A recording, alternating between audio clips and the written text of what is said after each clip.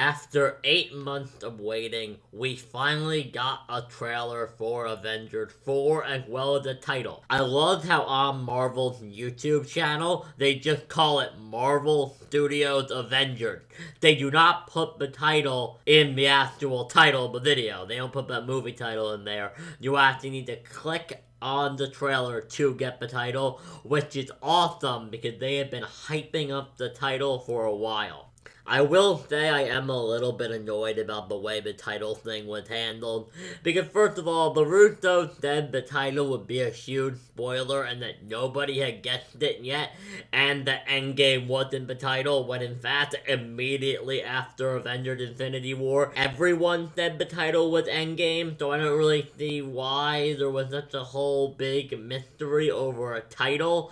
The title isn't a spoiler, and everybody figured it out like 8 months ago, so why was it a secret? I don't really know. The opening of the trailer with Tony Stark in the ship with absolutely nothing, about to run out of oxygen with no food, recording a message for Pepper on his Iron Man helmet is fantastic. Thematically, it's great because of course that is how the first Iron Man movie started.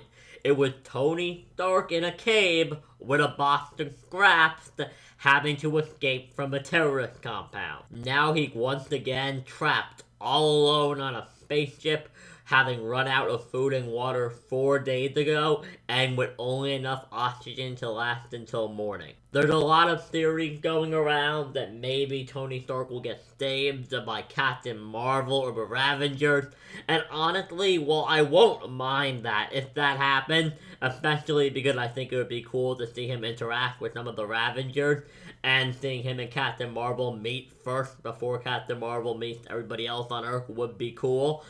But I would much rather and much prefer if it was just Tony Stark on a ship with a box of scraps escaping back to Earth. If he did the same thing he did in the first Iron Man movie, and with nothing but a box of scraps, he builds something, an Iron Man suit, a warp drive, something, and gets himself to Earth before he died. Now, some people I've seen say the reason he's not doing that is because he's lost hope. As you can see, he's clearly very depressed in the trailer, and what I think could happen is that he could receive maybe a message from Earth, or perhaps he could have some sort of sudden idea of how they could defeat Thanos. Something could happen that motivates him and gives him hope that there may be a way to win and bring back the people that died, or even just get revenge on Thanos, and then he gets his mojo back and he builds something out of the box of scraps. Robert Downey Jr.'s acting, as always, in that scene is fantastic. It's unbelievable. He's great. Everybody in the trailer is great. I also really like that line by Robert Downey Jr., Tony Stark, of a part of the journey is the end. I think that's a great line, especially considering this may be his last movie as Iron Man. Cutting to the Marvel Studios logo, I love the dust effect they're doing for everything, showing the logo turning to dust. That's great. I just think that's a really cool aesthetic that they're going with for this movie. We get a brief shot of Farmer Thanos from the Infinity Gauntlet storyline in the comics, which is awesome. We see the armor scarecrow that we see in the comics, as well as Thanos just walking around after, I guess, what he considers a job well done balancing the universe. We get a voiceover of Black Widow explaining what Thanos did. I'm assuming this comes from the scene when she meets up with Hawkeye, or as he will probably be called in this, Ronin, when she explained to him what happened, because obviously he doesn't know anything about the events of Infinity War. We get a great voiceover from Captain America where he talks about how they lost and what they lost, how they lost friends and family. We see Thor just sitting there looking beaten and broken. We get no dialogue from him at all in this trailer. We also get to see Bruce Banner standing before holograms, which are listing all the people that are missing. This is what we know. The Avengers currently do not know the location of Tony Stark, Scott Lang, Peter Parker, or T'Challa, Black Panther's sister Shuri. Those people are all missing and presumed dead. It's important to remember that the snap isn't like a normal way of killing people, because you turn to dust. So there's no bodies, so it's probably a lot harder to keep track of who died, who's missing, especially in the case of the team that fought Thanos on Titan, because Peter Parker, Stephen Strange, and Tony Stark aren't on Earth. So they're all marked missing. Of course, Scott Lang was in the quantum realm during Infinity War, so that's why they can't track him down at the moment. We find out he got out of the quantum realm later, but I will talk about that when we get to that part of the trailer. As the voiceover continues, we see a brief shot of Nebula standing in a hallway. I actually have no idea what's going on in this shot. I'm assuming she's probably trying to comfort Tony, maybe help him figure something out, help him get a groove back so they can get back to Earth. I'm assuming, but I'm honestly not sure. Captain America then mentioned that some of them lost families, and we cut to Hawkeye wiping blood off of a katana in Japan with a couple bodies below his feet that he probably killed.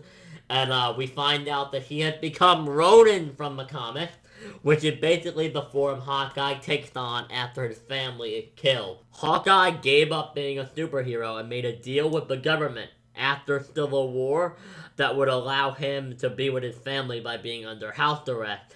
So the only reason I could see Clint becoming a superhero again, or becoming a hero again at least, would be that his family got dusted. His family died in the snapping. It's also worth noting that he's not Hawkeye in this. He had the katana and he dressed up like Ronin, which is going to be interesting because Ronin is the badass murder people version of Hawkeye. I'm interested to see if we're legitimately going to see one of the Avengers go all Red Hood on the Marvel Cinematic Universe in this movie, because that would be really cool. We get to see in the next scene Captain America looking at the picture of Peggy Carter, which is great. The locket is great. We haven't seen that since the first Captain America movie, and it's nice to see it again.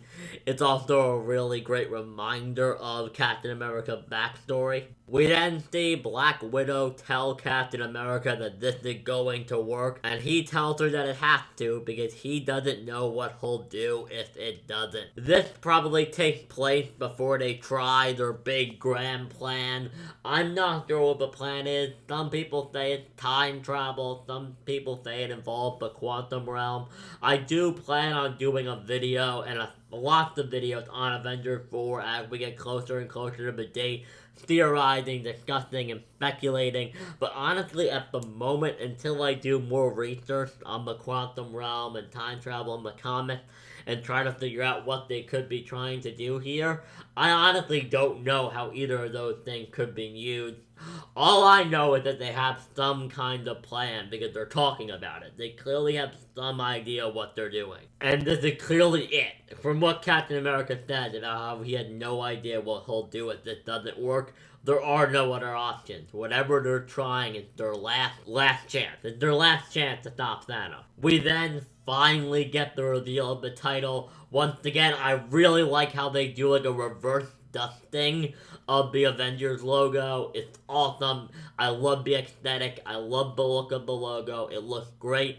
And then, of course, we get the title, Avengers Endgame. As I talked about earlier, people were guessing that title from like a day after the movie came out. We all knew this already. This is really exciting. I don't mind the title. The only title I would have preferred was I heard some people saying it could have been called Avengers Forever, which would have been really cool. I like that title, but I am very happy it's not called Avengers Annihilation. A lot of people were saying it was going to be called that. That is what all the fake Avengers 4 trailers were called, and by God, do I hate that name. It's a stupid name, and I hate it. After the logo scene, we cut to Scott Lang, who was trying to get into the Avengers compound. So Scott Lang escaped the quantum realm, and because Captain America and all them don't have any knowledge of this, like they are shocked because they assume Scott Lang got dusted.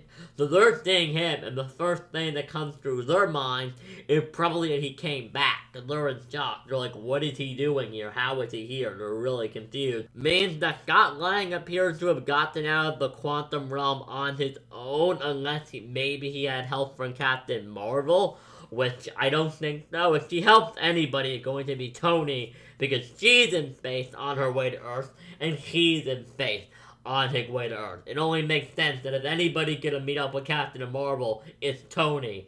So I'm not really sure how Scott Lang got out. I guess he just figured out how to do it. Like, I hope there's more to it than he just figured it out. I'm hoping, and I'm pretty sure there will be. I only say that because Janet Van Dyne, who was a scientist, was in there for like 15 years and never figured it out. But yes, Scott Lang got out of the quantum realm somehow. I'm very excited to see how he got out, because I'm honestly, that's the one thing in this movie. Two things. I have no idea what their plan is, but I have a hunch it's probably something time travel related. And I also have no idea how Scott Lang got out of the quantum realm. I always assumed that they were going to figure out he was alive in the quantum realm, and they were going to help get him out so they could have an extra ally. I never assumed he would just show up at their front door. He also has the van with the quantum realm entrance machine thing from Ant-Man and the Wasp, meaning he drove all the way to the compound with it. So that's probably going to play a role in the movie somehow. Because from what I understand, the Avenger compound is in New York, and Ant-Man and the Wasp took place in San Francisco. He would not drive from San Francisco to New York in a rundown van unless he really needed that machine to be brought to the Avengers. So yeah, that's really interesting. It's also interesting that he seems to be in a really good mood. I think it may be possible that either his daughter and wife are fine, or he doesn't know about what happened. But I'm not sure how he would have traveled from San Francisco to New York and not realize that half of the human race's population had gone because of all the panic that would cause. So I'm not really sure why he seems to be in such a good mood, even though half of the human race is dead. It's really weird. He's this really jokey character, but even the characters like Iron Man and Thor, who are normally super jokey, that's Thor's whole thing now that made him super popular. He's basically a clown, and Thor's just there in the corner brooding. So it did feel a little out of place to have this guy jumping up and down, cracking jokes at the end of the trailer. And I think part of it could be because of the reason. I don't think they just threw that in there to be funny. I think maybe he doesn't know. There's a reason Scott Lang is acting so lighthearted when everybody else is so depressed. And I think it's that he doesn't know about what happened with Thanos and the dust thing. He's just not aware of it. But yeah, that's all I have to say on this trailer. If I missed anything, let me know in the comment section down below. I hope you enjoyed the video. Leave it a like. Tell me everything you noticed and what you're looking forward to in Avengers 4, as well as what you liked about the trailer in the comment section down below. You can follow me on Twitter in the description box down below. And subscribe for more videos like this one. I'm going to be releasing a Spider-Man Far From Home video later this week, and probably some kind of Captain Marvel video as well. I love these movies, and I love talking about them, and Marvel had given me a ton to make videos for over the past couple days by releasing 3 trailers last week. So if any of those things interest you, you can subscribe for more videos. Above all else, guys, have a great day. This is Nerd King 101 signing out.